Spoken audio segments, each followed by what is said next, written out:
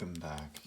Today we'll be talking about texture, and specifically we'll be talking about actual texture that we'll create on clay slabs. Now this is a specific activity that I've designed for my 7th and 8th grade students so that they can participate in a mural that we're creating at my school. But if you happen to have clay and you can flatten it out smoothly, you'll be able to follow along with some tools that I'll be using and demonstrating to create a decorative texture on your clay slab. What's a slab? A slab is what we call a flat piece of clay that's either been rolled out with a rolling pin or maybe patted out with our hands. There are going to be multiple tools that I'll be demonstrating with. Some as simple as a pencil, and some more unique like a board game piece. We'll be focusing on texture and pattern as we work through this process. The first thing you want to think about is keeping your clay slab flat. You do not want to drop it, and you do not want to bend it or break it. If you're one of my students, you've received your slab in a plastic bag, and I recommend holding on to this plastic bag. If you don't have a work surface with canvas like mine, you can keep your clay slab on top of your plastic bag as you work to make sure that whatever surface you're working on doesn't get too dirty. If you turn your slab over, you'll notice that there's a number on that slab. Do your best to preserve this number so that we can use it as we organize the entire mural project. If you're a 7th and 8th grader in my class, please write the number of the grade that you're in and then draw a circle around it. Smooth out those lines because the dragging texture creates sharp edges that I don't want to cut my fingers on. Once you've added the number of your grade, feel free to flip your slab over. You'll notice that there's a texture created. That comes from the canvas of the tool I use when I roll these slabs out in my classroom. You can use your thumb to gently smooth out that texture. If your slab is dry and not smoothing out as easy, you can dip your fingertips in some water and then gently wipe that over your slab. You don't want to use too much water because you don't want your slab to turn into a puddle of mud. So gently go over the surface with your thumb or maybe the back of a spoon and smooth it out however you like it. And then maybe also take a moment and smooth out that top edge. When things come out of the kiln, they become a lot harder and they can create sharp edges. So what we want to do is always make sure we have nice rounded edges so that folks can't hurt their fingers.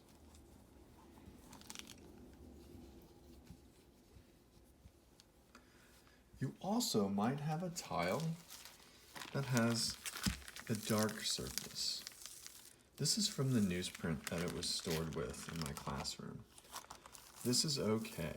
This dark surface will burn away in the kiln, so you can just ignore it, but still make sure that you preserve whatever number's been added to the back.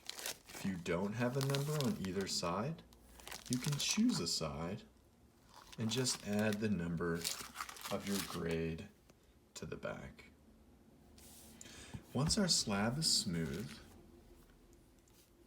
and we have our number written on the back, we'll think about texture.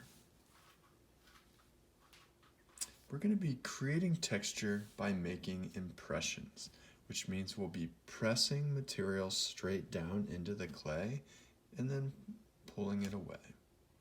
You don't want to drag any materials through, as I'll demonstrate. because it creates areas that come up, and those areas get sharper after they come out of the kiln. If you unintentionally drag a material or make a texture that you don't like, you can easily use your thumb to just gently erase any textures and then start over. You don't want to press too hard. We don't want to change the thickness of our slabs. We don't want to press all the way through our slabs and make holes.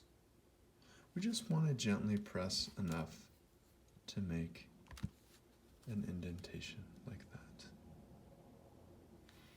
I will go around the edge of my slab with my pencil to demonstrate how to create a border first. I'm just gently following along the edge of my slab, spacing out my indentations, thinking about pattern, thinking about what I could put in between these indentations as well. And it can be as easy as flipping my pencil over and making a smaller circle. This is a great way to frame your image or what you're designing. You can think about pattern, things that repeat over and over. You could try to make an image or a picture, but don't get too into depicting something specific. You will be limited, well, based on the resources that you have. Once I've done my border, think about other things I can use to create texture. I can press my fork into the clay to create parallel lines.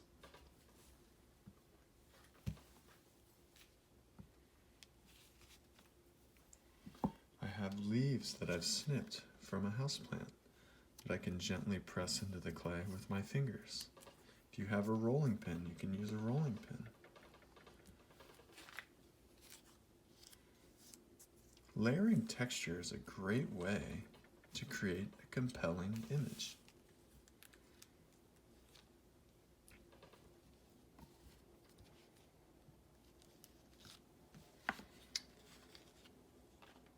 I have random pieces that I found that can create interesting shapes, or even what appears to be almost a letter.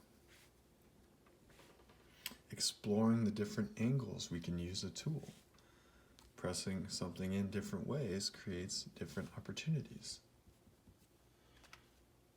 Using both sides of a tool to create a variety.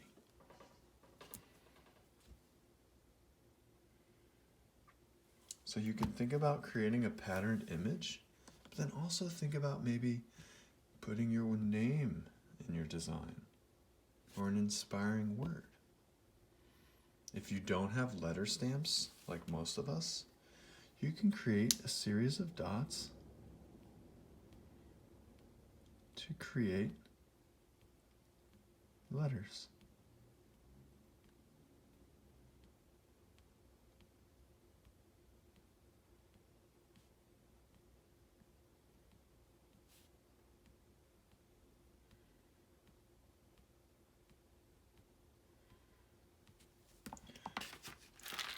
You could add beads. I could string a line of beads around to create impressions. And add another line to my framing pattern. Basically, if you can press it, you can use it. You could use an old toothbrush to create a more rough texture as well.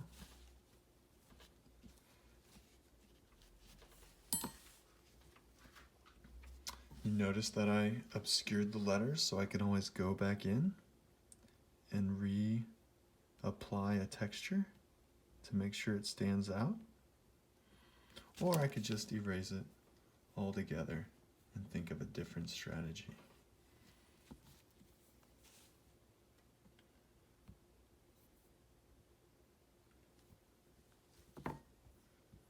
But don't get frustrated if you're not thrilled about certain marks. They're very easy to erase and fix.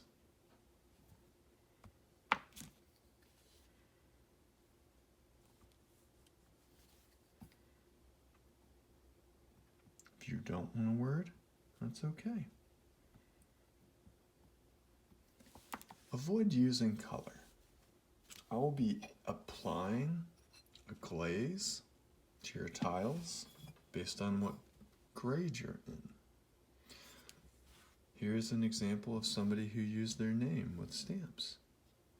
And then here's an example of a completed tile that just has a series of indentations creating shapes and certain patterns.